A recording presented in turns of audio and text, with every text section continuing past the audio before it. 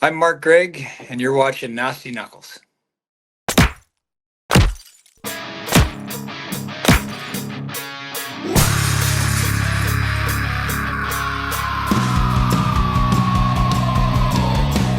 You're listening to Nasty Knuckles, the Hockey Outlaws podcast, with your hosts, Derek Nasty Sotomayor and former Philadelphia Flyer enforcer Riley Cote, as they go behind the scenes with your favorite NHL players.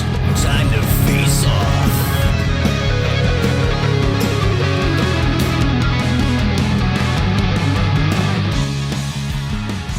All right, welcome back. What's happening, Nasty?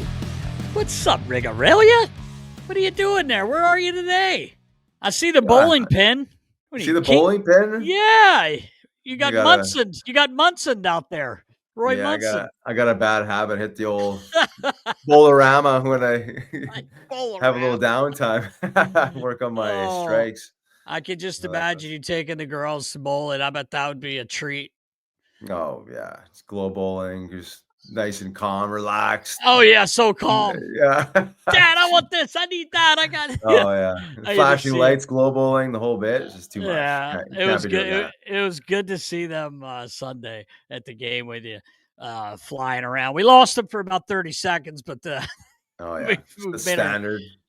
made their way. They seem back to reappear whenever the time is right. You know? So it's so funny now that like Elvis is getting a little older and like with them, like they were like all hype and he was so quiet, and you know him, he's not quiet, but he was just like, oh man. Oh, Yeah. what are they doing? It's like these two trying are to be cool.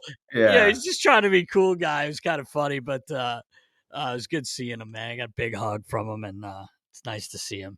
Yeah. Well, buddy, since last week the trade deadline has come and gone. It was actually a pretty interesting day.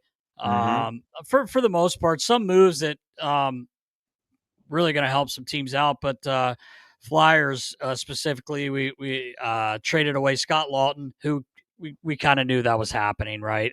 Just not sure where. He ends up going to Toronto, basically home for him. Lawtz went there, and also with a 4th round pick in 25 this summer and a 6th round pick in 2027 for a 1st round pick back to the Flyers in 2027, and Nikita Grabenkin. And you know what his famous line was earlier in the year?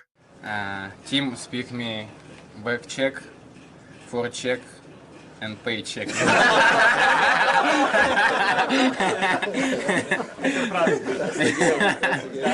The laugh is just infectious. I don't know the guy from Adam, but that laugh was infectious. So it'd be interesting to see. Loved it. Yeah, they did. It was funny. It was great. He's missing a chiclet, just the whole thing. Yeah. But for Laughton, it's a tough day. He gets traded, and he's been here his whole career, but I'm happy for him. He went somewhere where you obviously have a chance to win. He's familiar with Craig Berube, obviously. So kind of happy for Laughton. It's a sad day here in Philly. You hear some people, get rid of him. He was a very important player here for a long time now, and even now with they're not going to make the playoffs this year. We're pretty sure of that. Most people want that to get a higher pick, but still sad to see a guy like that go, who's meant so much in the community, not only as a player for the team, but just the person he is.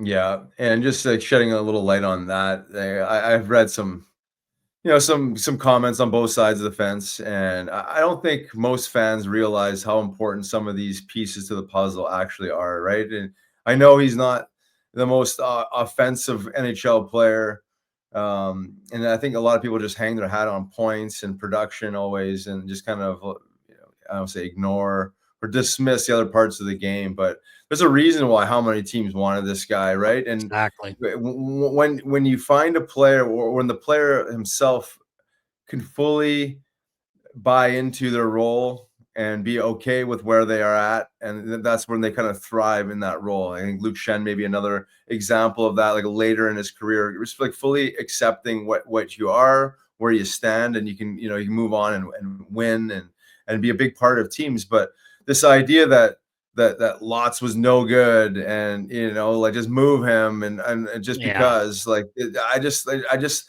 have a hard time believing like a true fan would be able to think that and feel that and say that. I'm just like thinking of like maybe it's just because we know him better, we coached him and all this stuff, but like even just watching the game, like knowing like the Flyers don't have 100-point guy, 50-goal scorer yet. Right.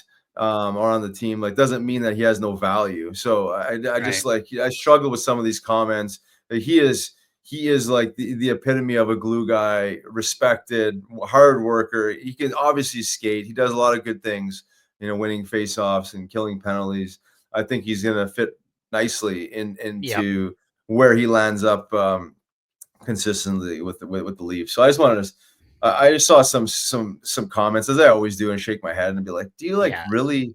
Do you even know what you're saying, or are you just like spitting venom because you don't like the guy and he doesn't have enough points for you to say that he's a good player?" I think this idea of point production equating to the player's success, or the just be able to lump the whole player's identity into just point production is just, to me, is not is not valid, right? No, not even just Right. Lots, but anybody in general, right? It's like you have to see past that, see where he lies within the team, and really what he's doing behind the scenes or when the camera's not on. And Right. it's always the little things, as you know. It's an accumulation of little things. The Flyers just he's in a situation with the Flyers for years where they're just they weren't as a team good enough to take that next step. But Right. I think as as our guest, Mark Greig, says today, like he talks about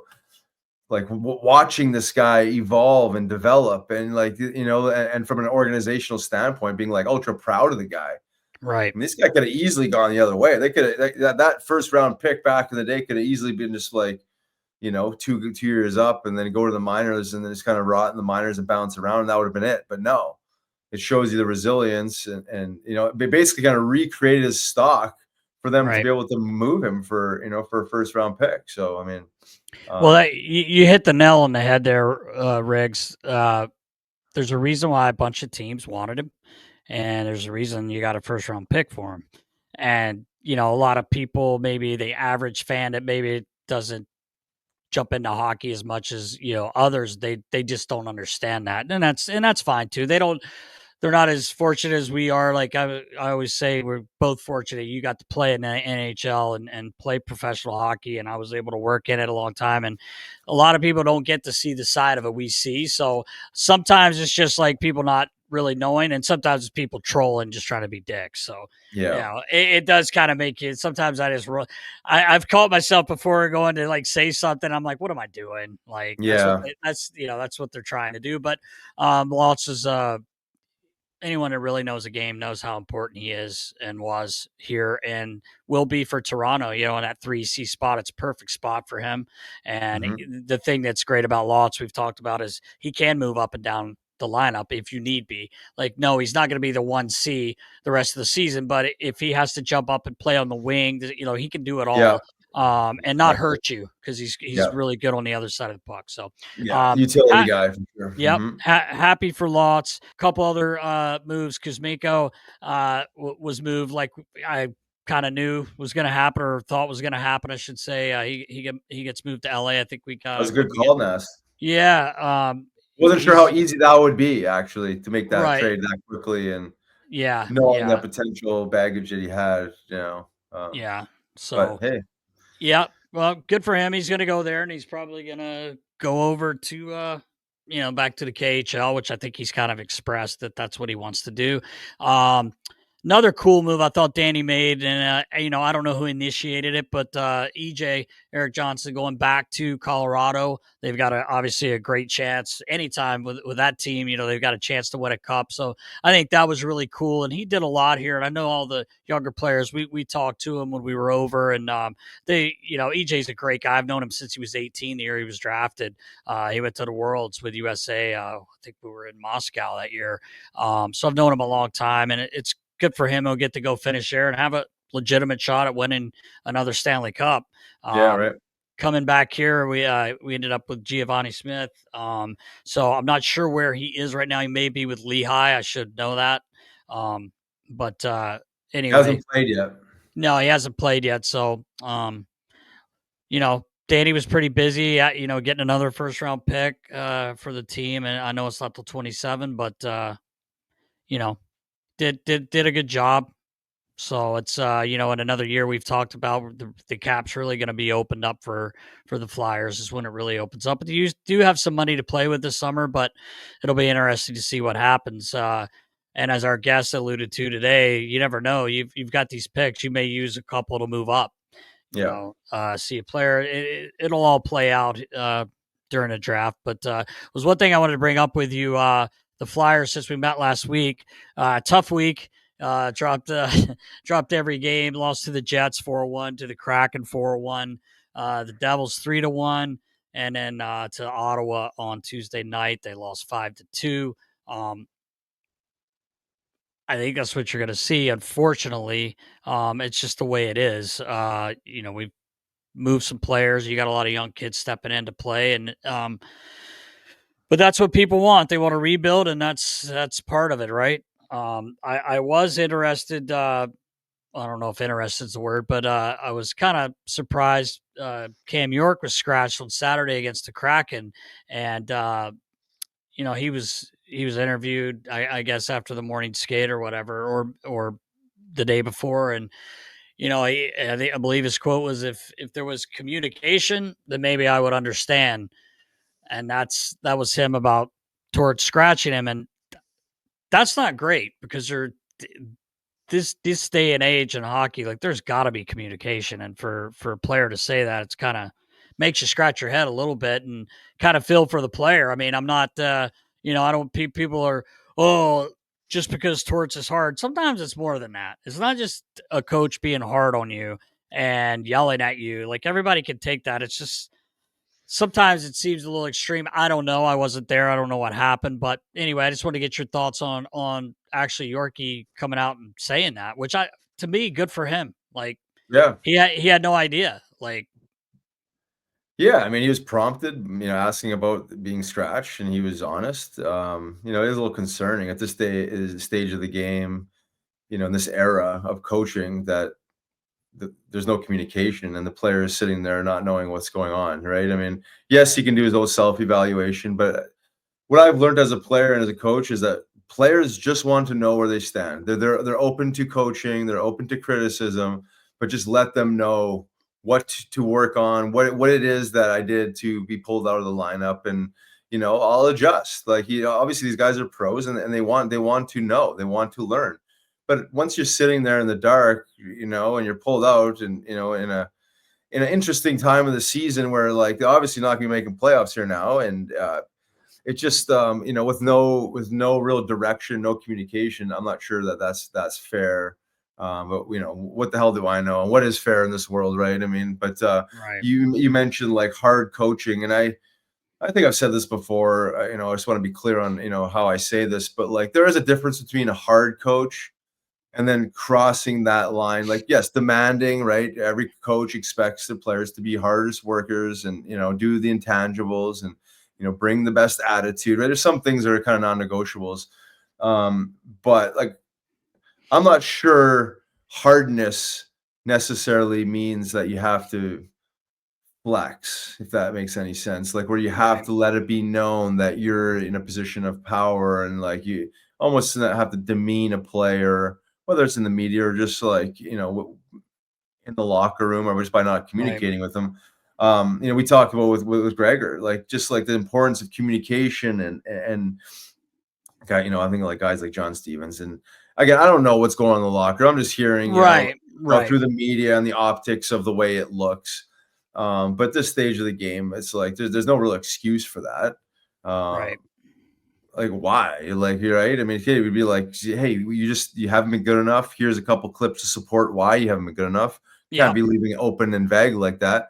And hey, let's get a skate in today, and we'll be back tomorrow. Like, I remember how many games I haven't scratched, Nast. Like, yeah, right. How many of those powwows? Like, it was probably like almost hard for Johnny and even Lavi at the time. Like, it was Cato most of the time, but having these conversations with me, it's like, okay, I can see them coming up to me. I know I'm not playing, but like, but they had they had the audacity to come and like say it, right? Be like, hey, like, hey, Riley, you're not playing tonight. Let's get a skate. And, just my situation is obviously not the same as Cam York's. He definitely deserves an explanation. I didn't.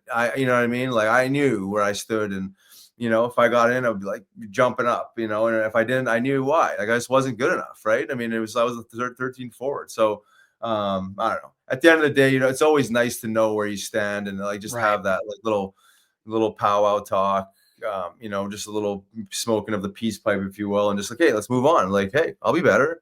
Thanks for communicating that to me. So yeah, one of those situations. But like as a fan, they're probably like, like it doesn't matter. That's just the hardness, toughen up if you don't like it and all this stuff. But like, I think we've evolved past this type of thinking. Like, I think this is where we talk about Gregor, just like this level of consciousness, in coaching, and we've evolved as a humanity, right? And the hockey has evolved too. You go from the Broad Street Bullies to, this modern day, hockey with all these resources and optimal skill and, just the amount of intelligence and wisdom that goes into the game. It's like, well, how could we just, forget it's such an important piece, right? But, it is what it is. And it's going to shake itself out as it always does. And just frustrating as a player, right? You just want, if you want to perform, you want to be better. Like, no, I have no problem with him being scratch. It's just like, hey, have a little powwow, just like talk it, move it on, and then move on. Everyone finds peace in it. I didn't take it as like Yorkie being soft, like, oh, like poor me. He's just saying like, man, a little communication, like, let me know, like that's all he's saying. He's not crying about it. He's just saying, hey, it would have been nice to be told. So, he just, I don't think he's really airing any dirty laundry or trying to start any shit. He's just saying like, fuck, just communicate. I feel like there's a lack of communication there, and that, it's fair for him to say that. Like you said, we're not in there. We don't know everything, but I just thought it was an interesting comment. So anyway, we're moving forward here. God, how many games have we got left, Riggs? 16, I think. 16 left. Is that right? I think about 16 games left. And, the fans that are really in this, rebuild, you're never tanking. This has been talked about a million times. You're never tanking, but it is going to be harder for, to come up with some wins here. And I guess the further you go down, the chances are better for you to get a higher pick. So we'll see what happens. It's a tight race. Actually interesting. Almost every night, these games have a lot of meaning. These teams fighting. It's been fun watching Ottawa and Columbus play, and Montreal's dug their way back up. They're right in the mix too. So Jersey actually impressed me. I thought with little Jizzy going down, they would be struggling. I mean, they still have a lot of, they have the same amount of games left, but they won their last two, I believe. So it'll be interesting coming down the stretch here to see who gets those last two wild card spots. One other thing I did want to say was crazy. I thought was just Brad Marchand being traded. It's one of those things you don't think you'll see. Kind of like when Giroux got traded, and he gets traded to Florida, where there's obviously been some back and forth the last few years in the playoffs and stuff. But it's kind of cool when you see a guy like that go to a different team. Even though like. Yeah, it's got to be one of the hardest things for him. How many years has he been in Boston? And in their first game, they go there to play too. So that's hilarious, right? It's wild, but we'll see what happens coming down the stretch, man. Yeah, I mean, I think it's great pickup for Florida. I mean, like think about that. You got Tkachuk on the shelf. He fits in nicely. He's a pesky guy, obviously a playoff performer. I'd love to see when Tkachuk comes back, if there's a line like him, and Bennett, and, Tkachuk would be like, man, that'd be like a line you would not want to play against. I mean, 100%. You talk about gritty and skilled and fast paced. Yeah, I mean, he's got to have some, interesting feelings towards Boston. I forget exactly what I thought I'd read. Like, I think his camp offered, like, they wanted 7-5, and they came back like 6'3", but like not even in the middle. It was all like almost like a disrespectful or negotiation. Yeah. And again, I wasn't obviously in on these conversations, but you could tell that there was a level of bitterness there. But I've heard a couple interviews, since then that he doesn't know what the future kind of holds. You know what I mean? But I think for the time being, he just got to own his situation and just welcome it, right? I mean, he got a great situation there in Florida. I mean, I would just be like, just be foaming at the mouth for that opportunity, and however it plays out after, it's to be determined. But great pickup for Florida. I didn't see that one coming. Yeah, same here. All right, What buddy. about old Rantanen there, Nast? Yeah, God, man, not a bad deal. He ends up going to Dallas. We find out he basically had 4 teams. I saw Roddy's comments, watched the interview with him, and I guess at least finally he did tell them, there were 4 teams, and Carolina wasn't one he was interested in, so they were able to move him. But I was more interested in the deal he signed, 8-year deal, 12 sheets a year. Not bad. Not bad. Would you have signed that? I might have asked for 12.2. Yeah. Yeah, no. No, dragged it up a little bit. Yeah. Great deal for him, obviously, and a hell of a player. So yeah, it just, to me, man, he gave away Marty Necas. Wow. And then, you end up getting players back, but still, anyway, but good for Dallas, good for him. He made, they've got a pretty young, I know they have a few older players there. Obviously their captain, Jamie Benn, and, Tyler Sagan's is youngster anymore, but with Robertson and their goalie Ottinger, Rantanen felt like that's a great spot to go. So that was one of his places, and he got there, and they signed him. All right, Nas, before we jump on with our guest, I just wanted to pump up Friday Night Fights. Yes. Flyers alumni event, 4th annual. And this is Friday, March 28th. Yes. At 2300 Arena. And we're bringing in Rob Ray, I think Matthew Barnaby, Brian McGrattan's coming in. I think the Big Earn. Big Earn. The original Broad Street Bullies, Hammer will be there. Dave Brown will be floating around. I think Fridgie will be talking as well. So be another nice event. Last year was hilarious. Like so many funny stories, and just hearing, guys, just the psychology of, guys that have fought each other and what goes into it and the fear and the story, and then, the back end, just sharing of the love, right. And just laughing about it and, broing it up. So crazy, awesome job that Marshy and the crew at the Flyers alumni have done. And I'm looking forward to it because they're going to have a fun time. It's always a good time there. So I can't wait, man. I'll be there. I can't wait to see the big boys. Oh yeah. You better be sitting right beside me, Nast. I will. I'll just be chucking from behind you. I'll just hide behind you. You get that excited? No, man. I just can't wait. It's going to be so cool to see all those guys and listen, like you said, listen to the stories. It's so much fun, man. People need to get out for it. It's awesome. Yep, absolutely. So just check out the FlyersAlumni.net website and for more information. But hope to see you guys there. And it's that time, Nast. It is. We're ready. Let's go. 194. Their friend Mark Greig. Let's go. Welcome back. I'm Riley Cote. And I'm Derek Suttlemeyer. And this week, one of my best buddies joining us. Can't say enough good things about this guy. Born in High River, Alberta, Riggs. Not really near you, but out west anyway. First round draft pick, 15th overall by the Hartford Whalers in 1990. Played for the Hartford Whalers, Toronto, Calgary, Flyers. 17-year career. Like I said, can't say enough about this guy. Played for the Phantoms here as a captain, and one of my really good buddies, like I said. And I without further ado, before I give you the name, I better. It was a clear black night, a clear white moon. Was on the streets. Ladies and gentlemen, please welcome to the show our buddy Mark Greig. Gregor, where are you checking in from with us here? Niagara Falls, Ontario, doing a little scouting trip through Ontario. In here last night and moving on to Sarnia and so forth. So it's great to see you guys again and great to be on the show. Yeah, you Thanks. too. Thanks, buddy. I should have mentioned I was so excited to play your tune there. Obviously, a scout with the Flyers, 18 years in, and I guess we start off, man.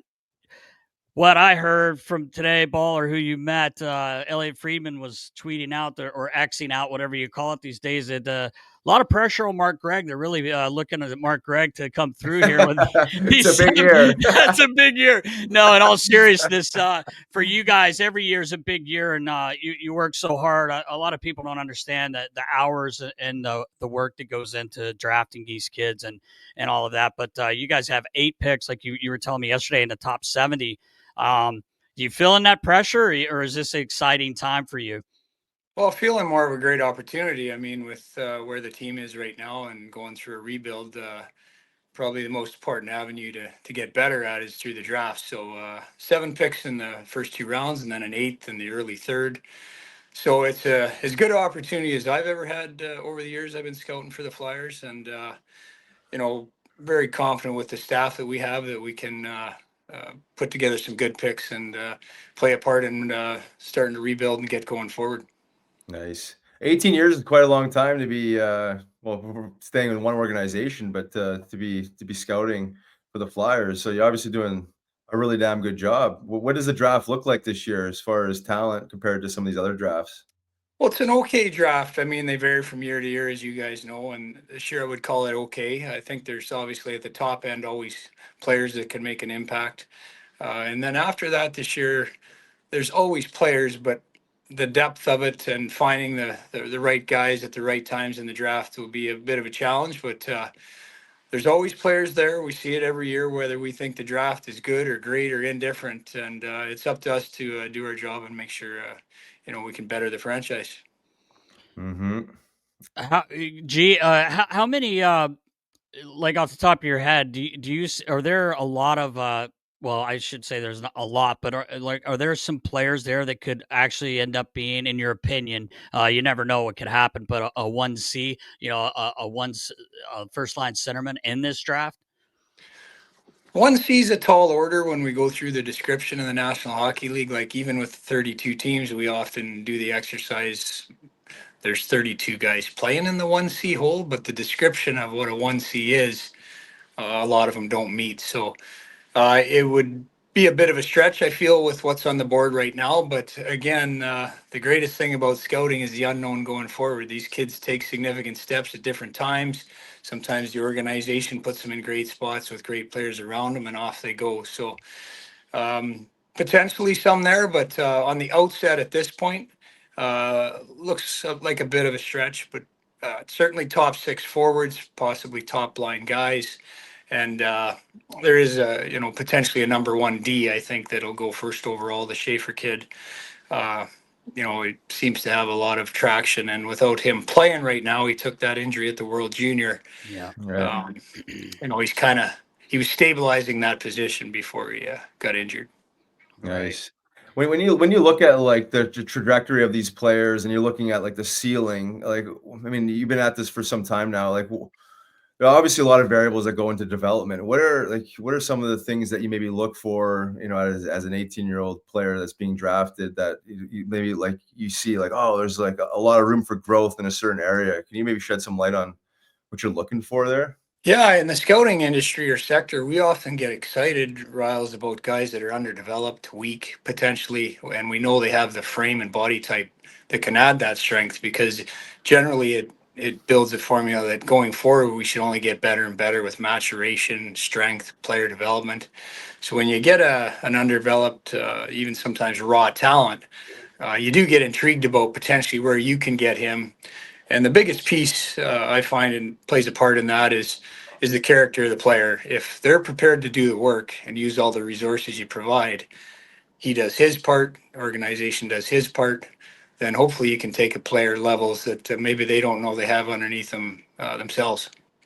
Yeah, that's good insight. And then I guess part of the character is kind of breeds into like some level of emotional intelligence, right? Because I'm sure you've seen several players that you played with and or maybe scouted, maybe self-destruct or couldn't manage the pressure, couldn't manage the situation. So I guess that would be part and parcel of the character. For sure, like the mental makeup is something that we do as much homework on it as we can, interviewing the player themselves, getting to know all the people that are around them and their perspective. And it's a little bit of an unknown with a 17, 18-year-old teenager, how he'll adapt and transition and react to all the things that he's exposed to. But you go with the character profile that you build with all the resources around him, and then you try to move that along and help it. Yeah. Yeah. I was going to ask you, G, do you go to the combine, correct? Like, or do you go to the combine? Yeah, like our staff, usually 9 or 10 of us, and even Danny Briere and GMs in the past come in for that. They go through kind of a car wash, an anatomical breakdown, a physical breakdown. There's Yeah.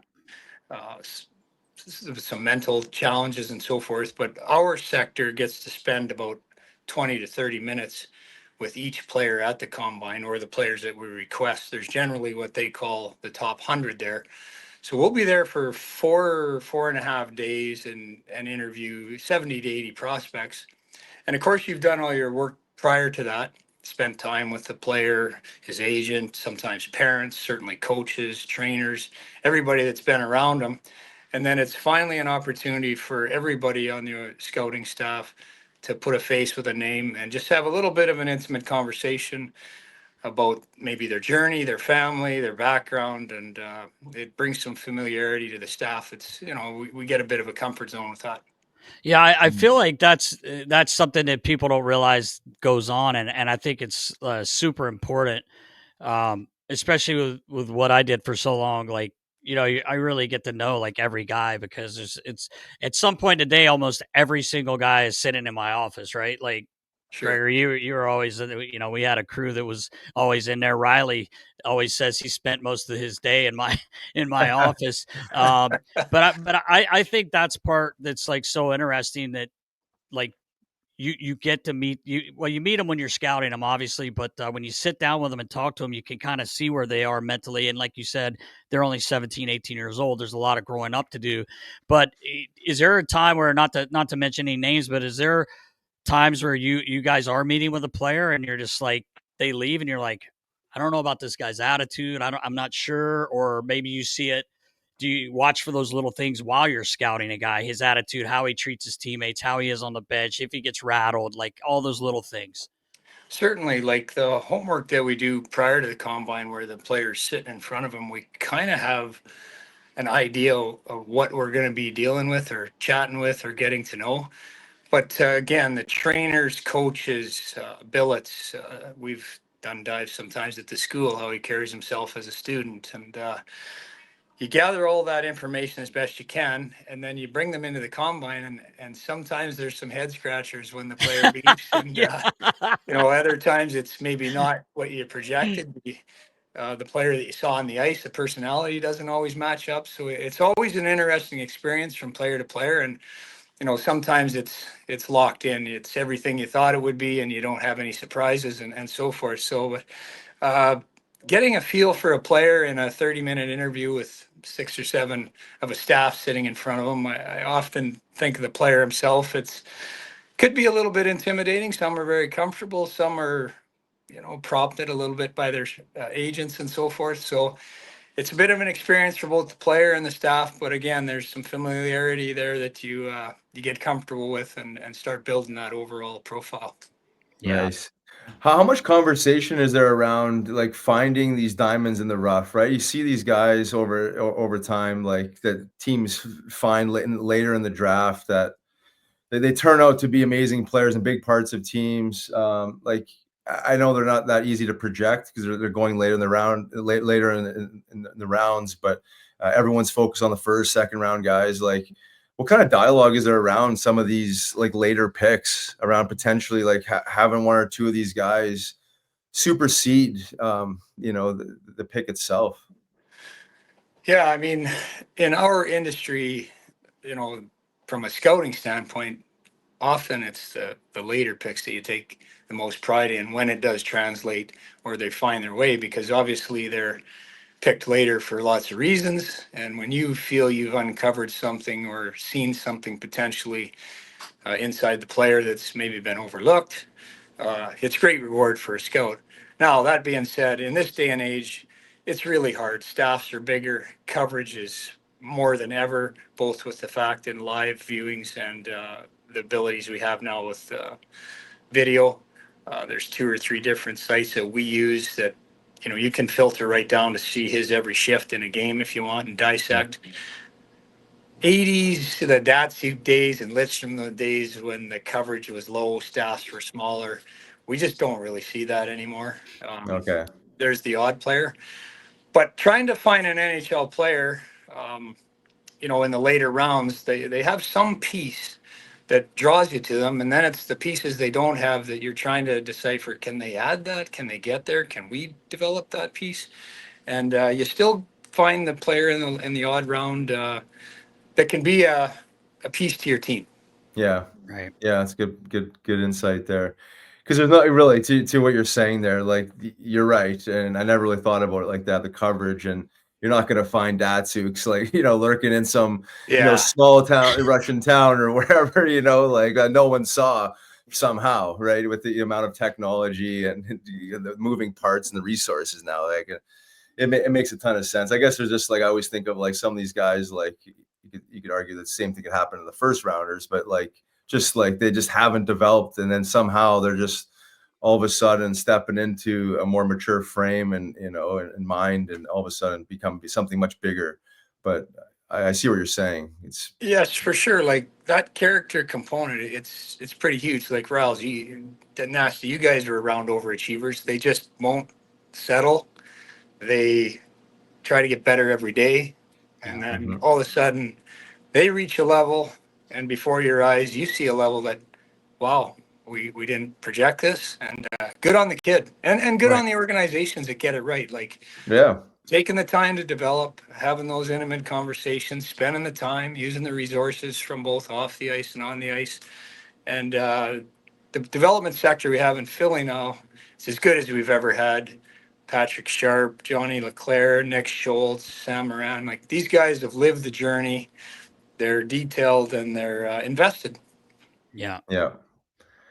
Super important. How important? I mean, this is probably a silly question, but based on where the organization is in their quote unquote rebuild, like how important is this draft? Is as far as like Danny Briere and Jonesy's time with the Flyers is?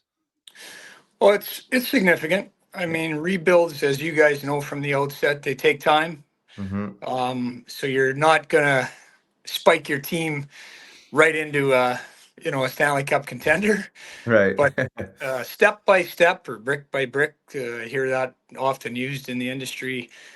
You have to get better this draft and start to take steps and picks equal players. It's for me pretty much that simple. When you have drafts where you're missing first and seconds, hard to make a significant difference. But when you have 6, 7 picks in the top rounds, and Danny continues to build picks going forward, it's up to our sector to really push the team along.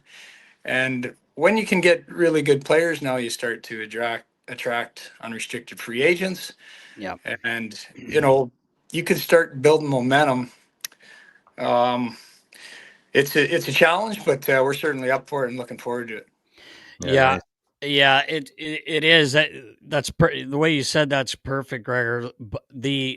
I remember when it was more of a retool when Homer took over in what was it, 2006. We had a really bad year, and then the next year, but we had cap room, and we're really going to have some cap room in 26.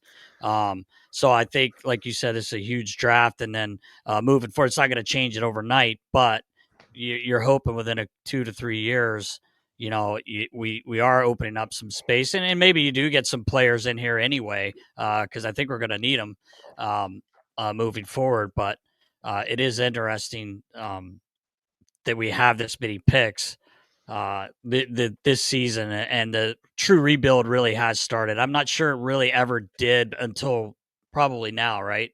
Because Hexy was when Hexy was here, it was kind of a rebuild, but we held on to those veteran players, which, I mean, I'm glad we did because we actually made the playoffs a couple of times. But and even when Chuck Fletcher was here, he said it wasn't a rebuild. Then all of a sudden it was a rebuild, but really wasn't. But now Danny's really, put the stake in the ground, and it's a rebuild.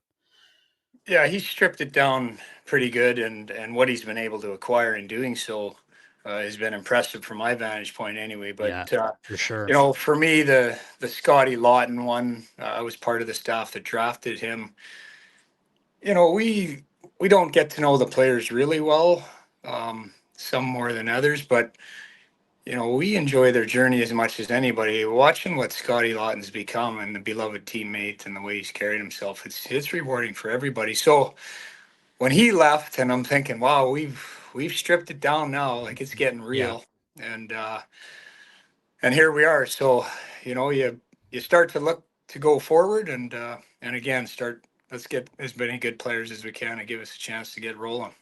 I think one of the really good things with Danny Briere being here, and Jonesy as well, and Mr. Hilferty, it's going to be tough sledding. Probably, I think you would agree. When you're stripping it down like this, you're counting on a lot of younger guys, and again, maybe we bring a few in. It's not too bad, but it is a rebuild.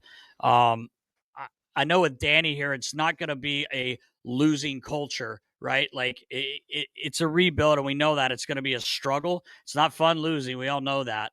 But I've heard some people say, "Well, you're just building another losing culture." But I don't think that's the case here. With when you have people like Danny and Jonesy, as I said, leading the way, and everyone in the organization there being positive, and what we're doing, we're rebuilding. It is going to take time, and you have to be patient, and it is hard as a fan, especially. It is, no doubt. They have to kind of bite into the journey as well. And at the end of the day, I mean, you guys have been around Philly as long as I have. Your wins may not pile up, but if you have a culture that puts it out there every night, just put your best foot forward, be competitive, and play together as a group and show passion. You have to have that as kind of a staple to the whole foundation. The talent will come in future years, and you can start to do things on the ice that maybe the group couldn't.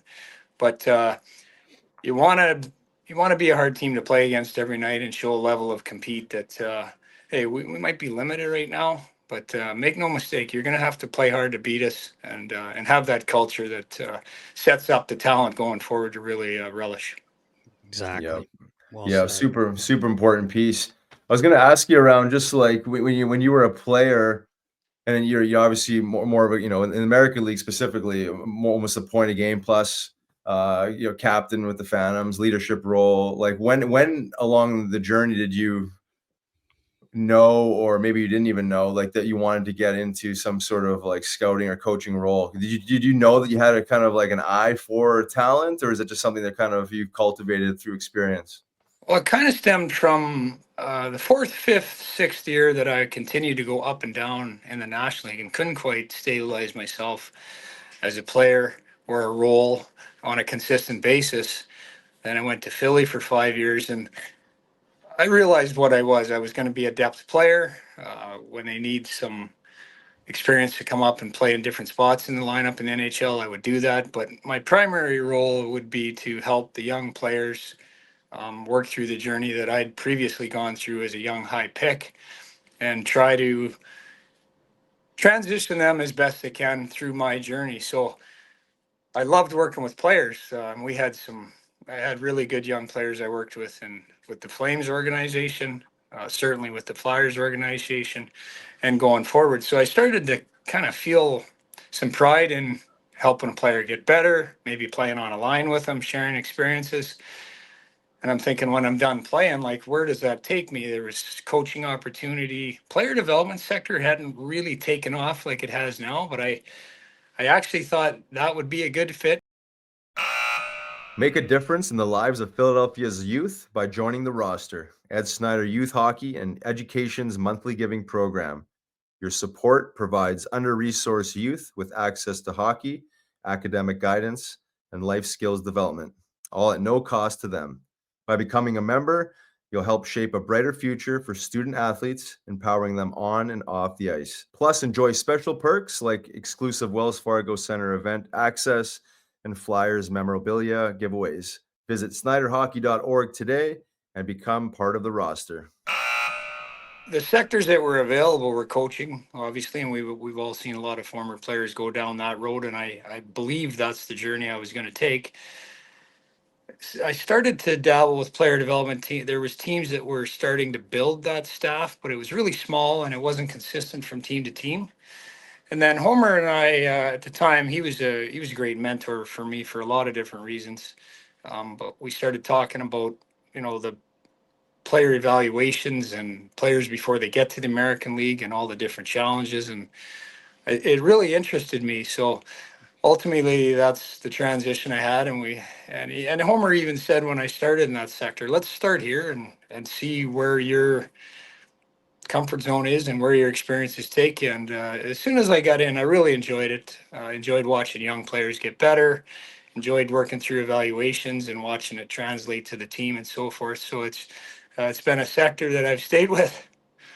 It's amazing. Well, I do an unbelievable job at it, and like I said before, it's funny. I don't think people understand how much goes into scouting and how how much you're on the road now. You're probably on the road more now than when you played, right? Like, I mean, you're in Ontario this week, which I didn't realize you came out east. I thought you were kind of just more out west.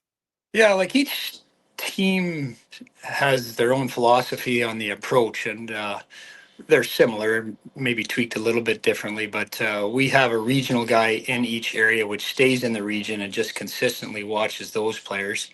And then over and above that, we have about five crossover staff that cover all the top, I'd say 60 to 90 picks as best we can, so that the overall group can start to build the list of players in order of value or desire.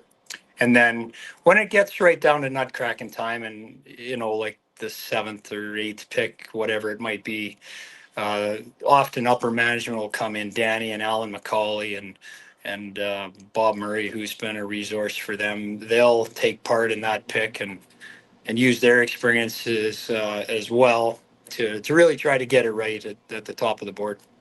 Yeah, I love when that now you get more access, which I think is great. The league's doing like to kind of show the the inside part of like when you guys are in the if you want to call it the war room. But is there ever been a time where it's like say yourself or it could be somebody else? There's a pick and you're like, no, this guy, and the other guys, no, I'm telling you, this guy. It's like I watched that movie. I hitting the curveball or something. I can't remember what it was with Clint Eastwood. He's a scout and his daughter's helping him. Justin Timberlake's in the movie, and they're going back and forth over these players. And then a movie with like when Kevin Costner, I think he's the GM of the Browns. Like I love shit like that. Like and knowing and you seeing what's going on behind closed doors. Yeah, the war room is built for exactly that.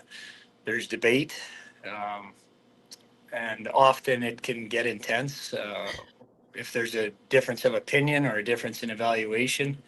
But I do find more now with the staff being bigger and the coverage being bigger that often you do arrive at the same overall evaluation.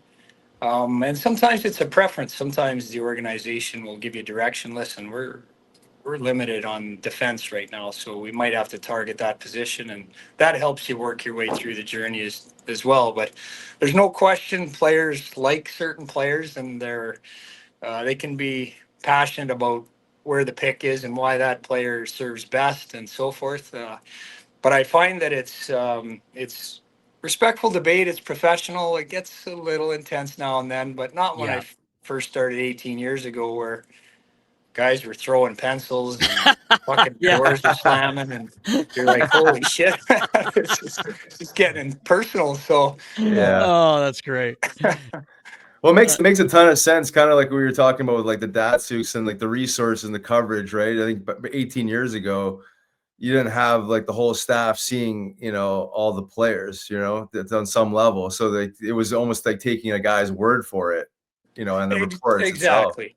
Exactly. And the European sector, years and years ago, I mean, there was teams with one or two guys over there. Well, now there's five or six on a staff over there working in each country, working collectively together and so you can't be everywhere and you can't see all the players. And if there's players that are developing at a later rate than in their draft year, which happens now, we see it often where player goes through the draft, and he's a year older, well, he's really taken a massive step. He's a pick this year. He's a second time available.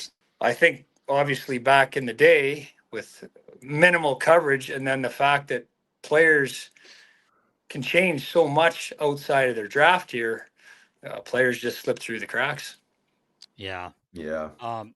Speaking of the European scouting, like I remember when I was still with the team, and we would chit chat as much as we could. You're always busy, but I know you used to get to go with the late great Ilkka Sinisalo to some stuff, and like yeah, he was one of my dad's best buddies, and just such a great guy. And there's so many stories. Like I used to play golf with Ilkka and my dad like 2 to 3 times a week because as you know, he would stay here in the summer. He had the apartment over at Main Street there, and but just I just had to bring up Ilka because when you were talking about the European part of it, I thought he was a great scout, a great player. Obviously, he was really unbelievable player, loved here in Philadelphia. I see people all the time mentioning him, like how good he was. And I was going to ask you, like when you guys were scouting, like he was pretty witty too. I've told the story before where my dad told me, and then Ilka told me it was true, where he's playing for Keenan. Keenan benches him the whole third. It's tie game, like 3 minutes to go. Get a power play, comes over, literally kicks Ilka in the back, back of the pants, and says, "You think you can score a goal, Sinisalo?" He looks up, looks back, says, "Pretty hard from here, Mike." Yeah. Get out there. But there's a few of us left on the staff that worked with Finn, yeah, Ilka. And I mean, he was great for me. I was just coming into the industry. So when I would get to Europe, one of the great advantages he had around scouting Finland was he knew everybody. right. He was a bit of a hockey legend over there, one of the earlier Finns to come over and have success. So, but talk about making life easy for me when I would come over there, we'd roll right in the back door of every rink and knew every coach and so forth. So he was great. And I agree. Like he had that subtle wit, Yeah. where he would throw something out there, whether it was a serious or a relaxed conversation. You'd get You yourself start, laughing. yeah. Riley, you've never seen this, but like when he would tee off, if the ball would go straight. I know you haven't really done that.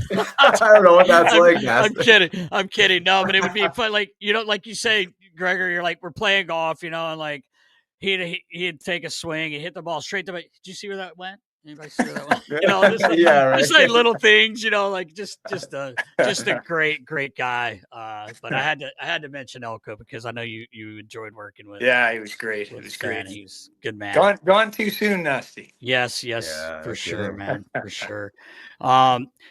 Speaking of young players, I gotta like you must be so proud of Ridley and Dara. Both two kids playing professional hockey, but start with Ridley. I remember you coming to see us in Calgary when you could and bring the kids, and I remember Dara being there. I think you brought the team, their team, and I'm like, man, Dara's playing with the boys. You're like, yeah, like, she's fine. They protect her, like I don't know if she needed protection, but it's so cool for me to see Ridley playing. And I've got Elvis has your card from your rookie year, and then he's got Ritter's card downstairs on this framed picture. I have one of your jerseys framed, so he's got him on there, and it's just you must be so proud. He's doing a great job. Obviously, he's a first round draft pick for Ottawa playing there. Just touch on that maybe. Yeah, I've enjoyed his journey. I mean, I got to take part in most of it. All three kids through the minor hockey. Right. Wasn't there on a perfect attendance, but was around to help coach the kids take part in the minor hockey journey. And as they got older, the girls went off to an academy, which is kind of the only, well, not the only way, but a very prevalent way now for girls. There's kind of a fork in the road. They played with the boys to a certain point, and then obviously Right. they steer off into their own female game. But when they carried on, I stayed with Rid there through to the Western Hockey League draft, Right. and then kind of handed him over and Yes, absolutely. Enjoy watching them play. I was laughing. Ridley sent me a message yesterday morning, something about see what these Flyers got. And I said, "Hey," I said, "You used to bleed orange, there, kid." Like, Yeah, he did. Yeah, he did. He sure so, did. but it's nice to see Ottawa start to take steps. I mean, we talked Right. about how slow a rebuild could be. They seem to be taking little steps. I've enjoyed watching Dara playing Montreal. They're in first place Yeah. in the PWHL. And I really enjoy watching Kyra coach now that she's finished her Uh, hockey scholarship in Lethbridge. She's doing some coaching and she's got a passion for the game. So we get to be around that a little bit and take part. And yeah, I enjoy watching all three do their thing. that's amazing. awesome. That's super cool. I wasn't going to leave Kyra out. I was going to ask you what she's doing. I knew she played as well. But that's cool. She's coaching. I did not know that. Yeah, she finished at the University of Lethbridge in the CIS. And then you can see that, like all of us, I mean, you probably remember, Riles, it's hard to transition out when you've done it your whole youth Mhm. and so forth. So she still has a passion for the game and does some coaching on a female team there, That's awesome. and it's been cool. And I always just again the other night I laughed nasty. I mean, I wasn't a rugged hard player by any means, as you know, competitive. I would call myself, Yeah, definitely. and I I get a tweet the other day, Erik Greig fined in the PWHL for a hit. And then guys will message me. Yeah. I don't get to see Ridley as much as I like because I'm scouting a game usually, and they'll be like, Ridley Greig's in it again, and I'm like, I don't know where this came from, man. Oh, it's great. It is great. You said that perfect. Like you played in a time where the game's different. Like you could even tell Ritter. Like I was going to bring up a few of the guys that you played with here in Philly, but it is funny. Like I tell you, man, I came off my couch last year when he did the clap bomb into the empty net. I think I messaged you and you were like, Yeah. oh boy, but it does make me laugh. He gets in there, man. He digs. And I did want to say this, Riley. I don't think I ever told you this, but I used to always give Gregor shit. I'd say, you still have your per diem from Springfield. Springfield. It's when he played in Springfield.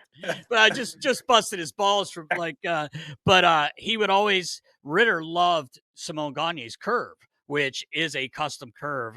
And he's like, I'd always save some sticks. And I'm like, gee, like get this. Let me get him some less flex. Like he's just a kid. He's 14, 15. Oh, he's snapping the shit out of it. Well, I think you knew what you were talking about. Yeah, right. He was like, this kid can shoot a hockey puck like his dad. Gregor can really shoot a puck too. I was going to ask you, you kind of brought up, you played 125 games in National Hockey League, Gregor, and I say this a lot to people about you is I think if those rule changes would have hit when you were younger, I don't think you'd have seen much American League action. That's just my opinion. You could skate, you could shoot. I mean, what do you think it was that that kind of held you back? Because every time I know, even in Philly, like every time you got caught up, it was like you scored. We're like, fuck, like we wanted you back selfishly because we needed our best player. But what do you think it was? Well, when I first turned pro, I think there was 21 teams, so opportunity That's true. probably worked against me a little bit. But that being said, I didn't play very well away from the puck until I really got into being a good pro later. And I don't think I was competitive enough early either. I really learned that piece through the journey as well. And I think just now, one of the greatest things I enjoy about these teams is that player development sector, and they dissect shortcomings or deficiencies right away and say, hey, listen, like if we don't improve this right now or get started on it, this is going to be a really hard road for you to play in the National Hockey League because these things have to be in order. So I never checked. I never defended. When I played junior, I was on a high-end team that was kind of an all-offensive group. Yeah. So really, I would say 135 points in 65 games your last year, junior. Not bad. It wasn't playing a whole lot of defense. It seems like a lot of offense. yeah, it's like really blessed to play with offensive guys and a good team. And never learned the other side of the game until later on in the journey, perhaps too late, and also the competitiveness on a night to night basis that you have to have, because I felt we just had too many easy nights in journey and or in junior. So those two pieces I think worked against me, and I mean fitness was always at the top of my uh, priority list, but as strong as I could get, I still think strength at times for me was a challenge. And it's funny with the kids, the three sectors. I said, if you want to play hockey, I'll help you, but we've got to get fitness and strength at the top. So you're going to eat right, you're going to sleep right, you're going to learn how to play away from the puck because Yeah. you have the puck very limited time in a game, and then kind of the unnegotiable. I had not being a hard ass or anything. I wasn't going to beg them to compete, but I basically said you got no chance if you're not going to compete every night at a high level. So, Right. and they kind of bit into it, and I didn't really have to stomp my feet or kick garbage cans. I basically said that's the way it is, and then they've kind of implemented those into their game, and it's served them well.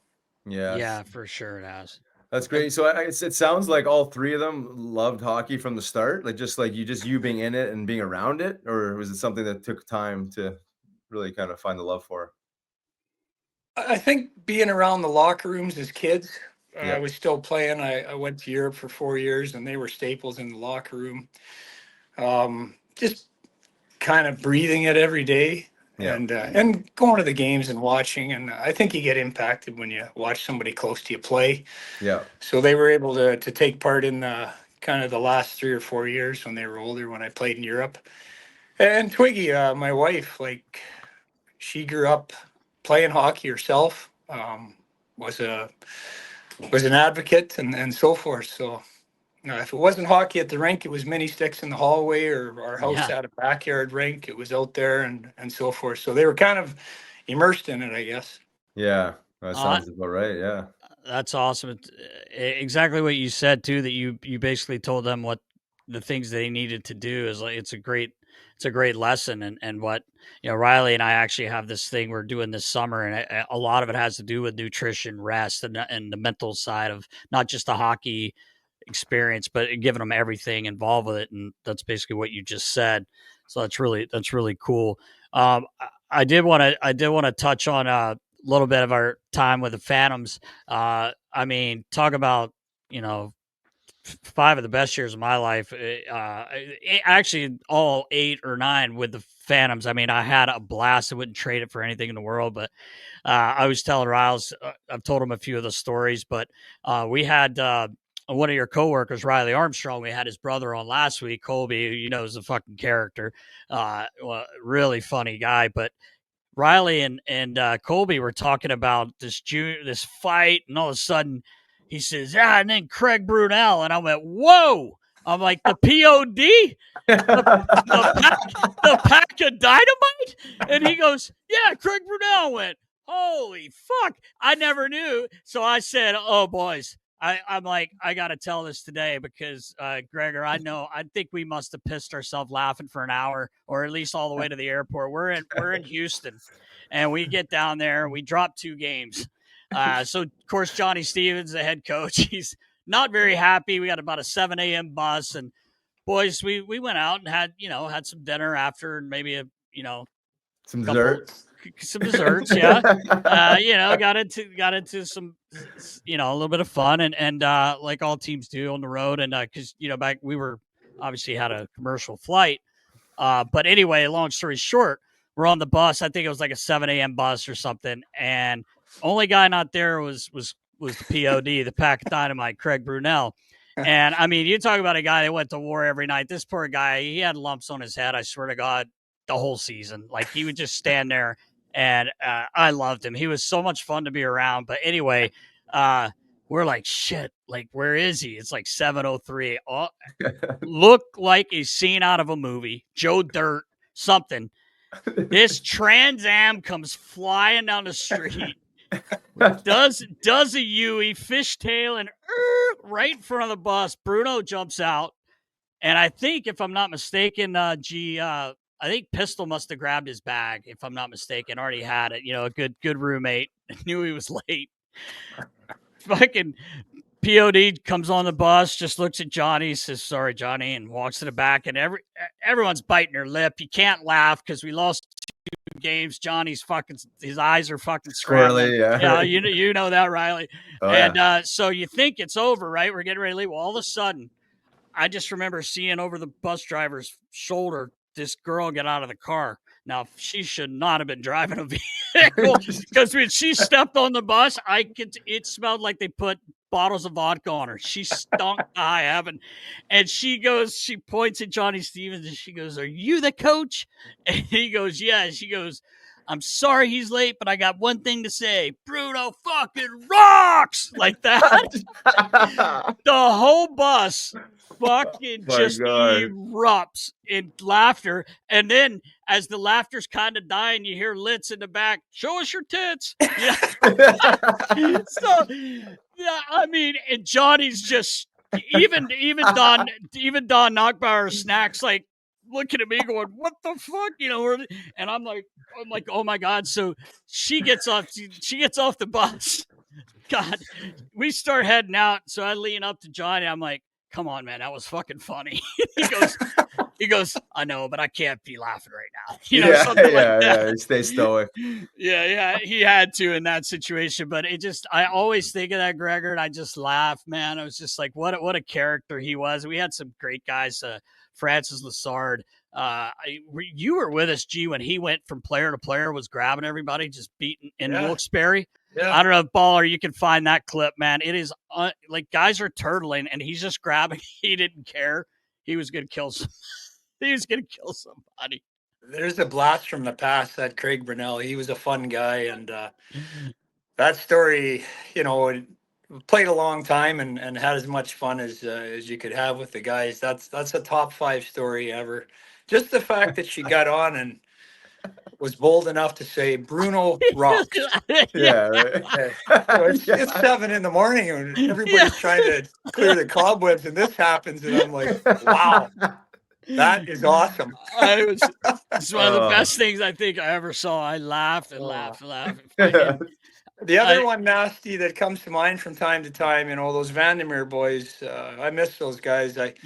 I've connected with them just very little in the West, but we were going through a losing streak, and I think you had Pete on the show, and he even touched on it.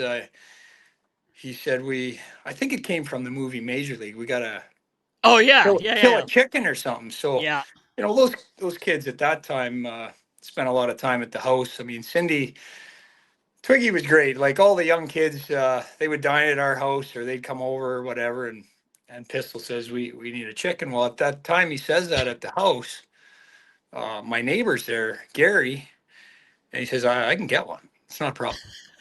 And I'm like, yeah, whatever. And we kind of laugh about it and we move on. Well, the next day he's got a gunny sack with a chicken in my garage. He goes, I set it in the garage. You're all set. Well, I brought it to the rink, as you know, and then I got called up.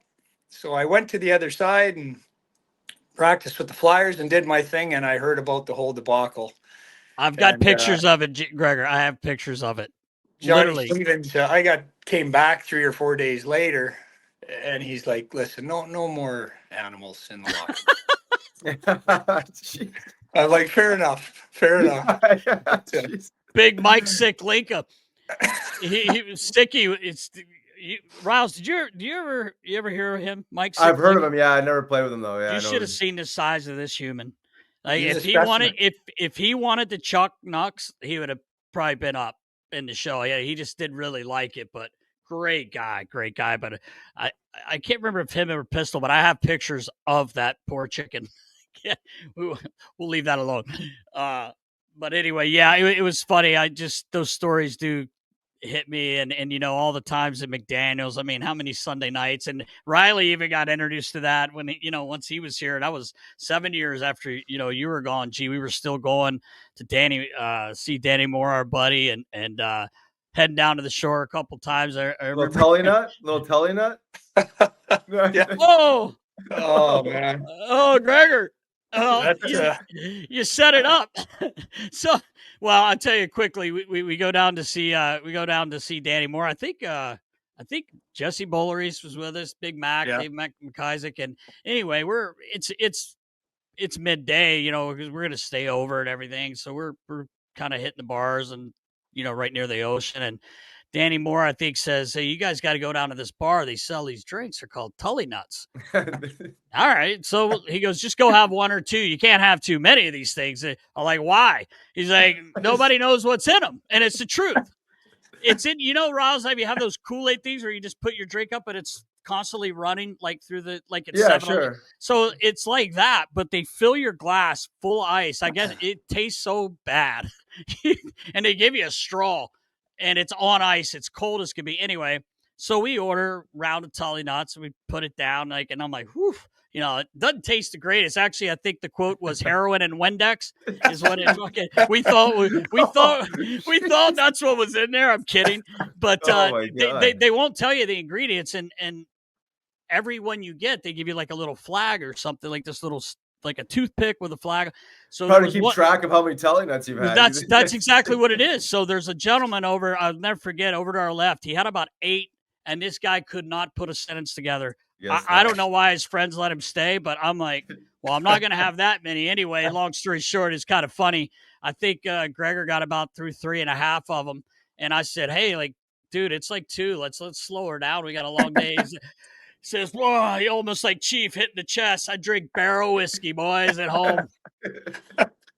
Riggs, Riley, we walk out. We finally, all right, let's get out of here. Let's go down. Let's go meet up with Danny or wherever we were going, and we get about 25 steps, and this woman's working on a little garden, nice sidewalk had just been like cemented. It's just pure white, look brand new, right? She's out.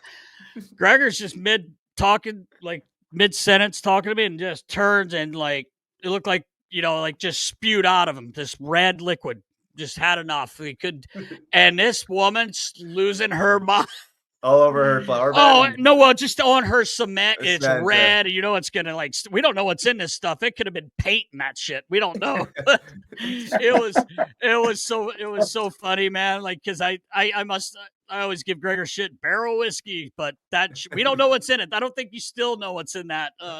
Danny Moore can never really give us a definitive answer on that. But Gregor, one other thing you just popped in my head too. A fun time we had was we have our year-end party, but we probably would have gone further. Gregor actually broke his leg or your ankle. Was it your ankle?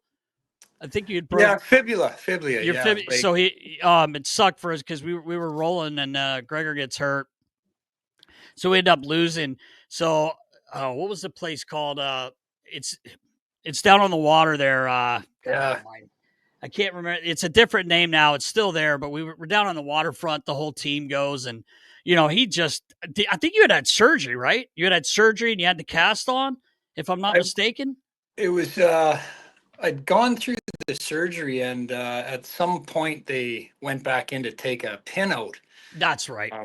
So, I'd been doing all the upper body stuff and not a great way to spend your summer. Players don't really, you like to enjoy your summers. Well, I was in crutches for 8 weeks and a boot for 2 or 3 more weeks. And I was being very diligent. I mean, doing all the training that I could for the upper body and that. And they took this pin out, and that meant I could finally bear weight. So I was so fucking happy to be able to walk without crutches, and then also just get around. And I'm like, if we're going to the shore, let's go have some fun. I can enough training, and let's just check out. And we did that.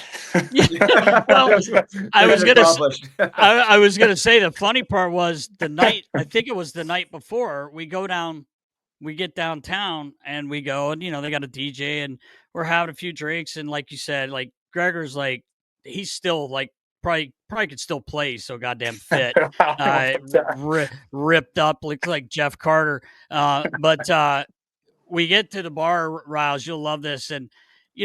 I guess about an hour and a half, 2 hours into it, we're starting to feel pretty good. We've had a few drinks, and I look over, this guy just got his cast. He's fucking dancing. Yeah. You should see this.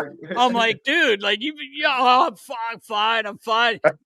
His ankle is this big, big, or his leg, and he, like he said, he's like, well, let's what did you have that thing? What do they call it? Sorry, Like Stretch and the suck? boot. the sound machine or whatever. You Oh. had a Yeah. Ultrasound? so he says, well, I'm going to bring this down to the shore. I'll use it. I'm like, what? When the hell we're not going to be in shape for you to use this thing, right? So Jesse Bowler East rides with us. So we get down there, we do our thing.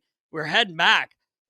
Like Jesse's just done, right? And we lost him for quite a while that day and into the night, and we finally run back into him. So we spend the night with Danny.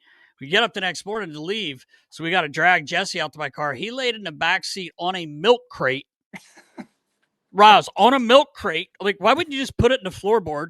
He was so banged up. He put it. He was laying across it, and we finally get back to Gregor's place over in Washington Township there, and he gets up and he's like, "Oh my god." Can't fucking move. He slept the whole time, the whole ride back. Oh, his back But was just jacked. but we had some good times there with our buddy Danny Moore. We bring him up from time to time because like I said, Riles spent some time with him as well. Yeah, he was lots of fun. I remember riding back there, Nasty, like you said in the morning. I didn't realize after a few cocktails, and I was so happy to not have those crutches in the morning when we woke up. That leg it just blew right up. Yeah, It wasn't that painful, but I shouldn't have been out there John Travolta. But we pulled up to a toll on the way back there, and we had to pay, I think, and I had the foot up on the dash in the passenger seat, and the guy looks at it, he goes, "Wow." Inflammation. Yeah, Wow. just a bit. Oh, that's so great, man. Oh man. Real quickly, G, I know you got to get moving today. You're heading out of Niagara Falls there, but just want to touch on some of the coaches you had, like maybe who your favorite coach. I know how much you look up to Homer. You played with Johnny and played for him. Billy Barber, like there's a ton of Billy Barber stories we can always tell, but just maybe some of your favorite coaches that you had over the years.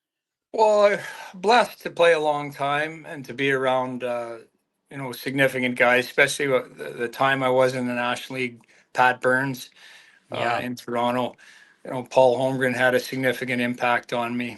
I enjoyed learning the game from Hitch in Philly. Like, I thought he was a great teacher of the game as far as dissecting and breaking down strategics.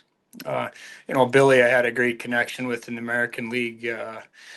So I was pretty fortunate. Dave King was another guy that, as far as teaching the game, I really felt I learned a lot from him. But I hold Johnny Stevens in high regard. I got to play with him and win a Calder Cup in Springfield. I was 20 years old, so the impact started there. But when I got to play for him, I just thought the ability to teach the game but connect with the players on a personal level was as great as I'd ever seen. I played for Bobby Francis too, who had success in the NHL. But if those two kind of come to mind, I just thought they had a great balance of teaching the game and yet having a personal relationship where you felt appreciated and so forth. So, I know a lot of the young kids that played for Johnny. When I run into them, we talk about him at length, and he just keeps winning, man. It's unbelievable. Yeah, It is. I've never so seen true. anything like it. Yep. You once or twice, sometimes you're in the right spot at the right time, or lightning can strike and you win a championship. But I'm not even sure how many it is now between the Stanley Cups and the Calder Cups. The guy's a winner, and a lot of the things he taught me, I pay forward for sure. Right. Yeah.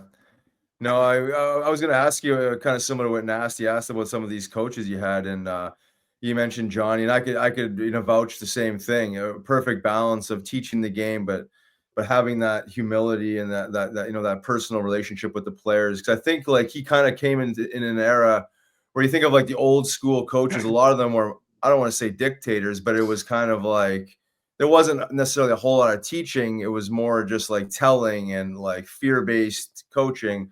Where I think Johnny's kind of like in the middle of the transition of what a coach, the new age coach has become, which is really more of a teacher than anything, right? And there's a personal connection. You can look at them in the eyes and be vulnerable. It's like, where like back in the day, there was no, like, you don't show your hand too much because it's like all fear based. So I'm glad you mentioned that with Johnny, because I felt the same way. It was like when I first arrived with the Phantoms, 405, I was like, wow, like this is an American League coach. Like this is what it's like because I had Lou Crawford and a couple other guys, for brief stints in the American League, and I was just like, wow, it's like someone that actually talks to you and you feel like they care about you. It makes a huge difference the way you want to battle for somebody. Yeah, he was I'm sure there were others like him, but I thought he was ahead of the curve even a little bit. Like, just like you said, to have, I had conversations with Johnny when I was playing with him about everything. And I know he was doing that with other players too. He just had an ability to connect.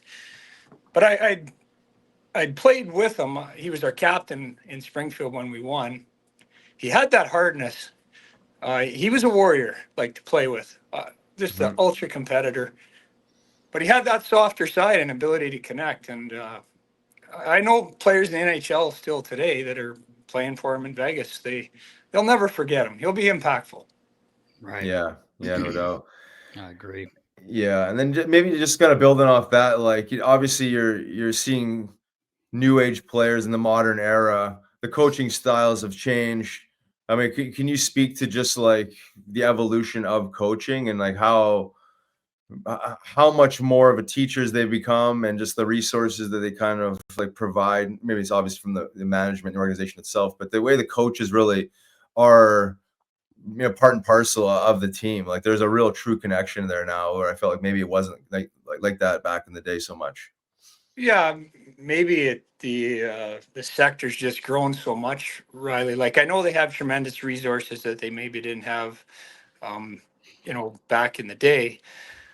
But the ability to break down every sector of the game, you have offensive minds around the coach, defensive minds around the coach, skills coaches, skating coaches. So I think collectively, for a head coach, when he gets to have all these conversations, and then of course his own experiences, they can teach at another level.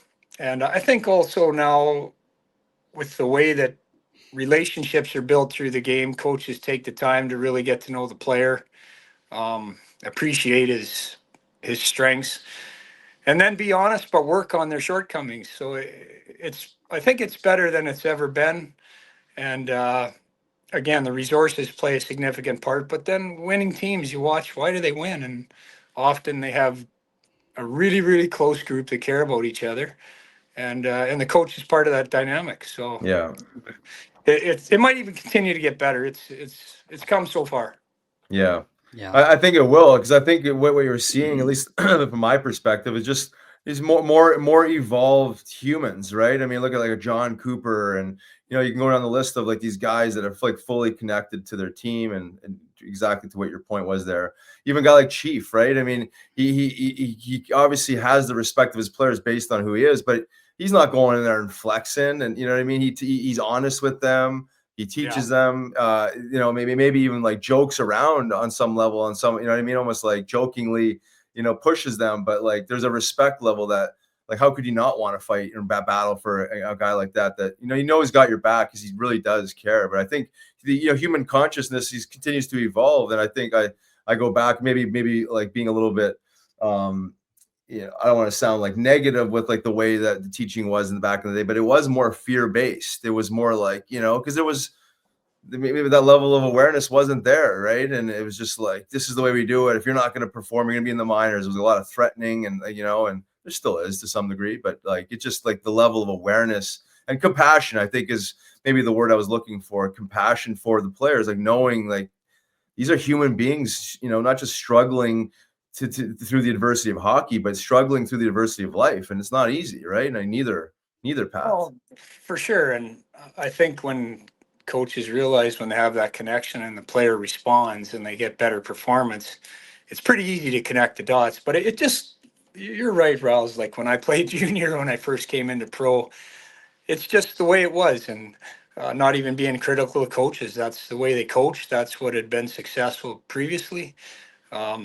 And that's the way it was. And some of them were, pretty intimidating guys, like hard, big men that were pretty intense. So you never really knew if you could go down that road of having different conversations. And Right. you know what, Homer he was a compassionate guy too. I felt it was a little bit underlying because of the presence he has and Yeah. the optics of him. Yeah. Exactly. People ask me, Gregor, people say that to me all the time. Is he nice? I'm like, gee, he's one of the biggest teddy bears, really, when you know him, but he doesn't look like what he looks like. He's Yeah. gonna rip your head off. Oh, he's an intense looking guy. He's got that presence, and there's let's make no mistake, there's a pretty significant competitive side, but Oh, big time. he connected with a lot of players. He had a softer side as well, and I guess the balance, like you were saying, Riles, of they have a job to do. Yep. They have to get the best out of you, and there's unnegotiables. But if they can connect on a personal level, everybody gets better. That's Yeah, right. we talk about Chief a lot, and he just I've said it before. When he was the head coach here, like it was. I mean, you know him, Gregor. Like he's just such a great guy. It was so much fun when he was coaching because it'd be in the middle of a game and, it's a tight game and he would turn to me and make a comment, like it just, I'm like putting a towel up because, like people see I'm dying laughing, he's like calling out a line I remember him saying to Eags, I think it was when, I don't know if it was John. Yeah, Johnny must have been coaching Ben Eager. Anyway, he's like, Eags' lines up. He's like, Eags, just leave your stick here. You don't need it. And like, Yeah. he's going out. Right? Yeah, he's going out for a shift, and Eags is dying laughing. And I remember he used to really give it to Michael Raffle, and Raffle's like one of the funniest guys I've ever been around in my life, and he would just give it to Raffy no matter what. And Raffy's like, hey, you got to stop, man. I'm out there laughing the entire shift. I can't even fucking concentrate because he's calling him. He's just saying all this stuff to him. But anyway, I remember, I think I've said it before, Rouse. I know I've told Rouse a million times, but they had this player that played for the Phantoms. And you may remember Gregor, Lars Johnson ended up coming in, and he was kind of up and down that year. And I used to go down every morning when Chief was coaching the Phantoms and have a coffee and sit there and shoot the shit. And Lars comes walking in and he says, "Morning, Nasty. Hey, Chief." And Chief says, "Hey, Lars." And he like steps back and looks into the office. He goes, "Yeah." He goes, "I was thinking." And he goes, "What were you thinking?" He goes, "You should quit hockey." I'm not, and Lars goes, "Okay, Chief," and walks away. Like it just, he knew he was joking with him, but just I could just imagine, like in Toronto there, like I talk, we text almost every day, and I'm always, busting his chops. Me and Litz went to, as you know, Litz, one of your former teammates. He scouted for Montreal. We went to see Chief in Toronto and up in Newark, and I went up, sat in the. That was my first time scouting, Greg. I did an unbelievable job. I told you're looking busy, I'm sure. I messaged Danny and I said, we got to get this 34. We got to make a deal here for this guy on Toronto. 34. He's not bad. 16's okay too. No, but in all seriousness, it was so funny because after the game, and I've said, people are sick of hearing me say this. I've said it a few times, but it's just Chief, and him. So we go downstairs to see him after the game. He comes walking out, fixing his pants. He's always like taking that deep breath, fixing his pants. He goes, he comes right up to us and goes, I said to this Nylander, are you going to try? Like, what? Like, when's the last time someone said that to Willie Nylander? You know what I mean? Yeah. He said he started laughing. He goes, okay, I'll try this period, Chief. Like, just so funny to me, man. And, he's got that delivery, like the sarcasm. Yeah. It's so good. It's so good. When he was when he got done there, he was coaching, I think, the Phantoms, Nasty. Yeah.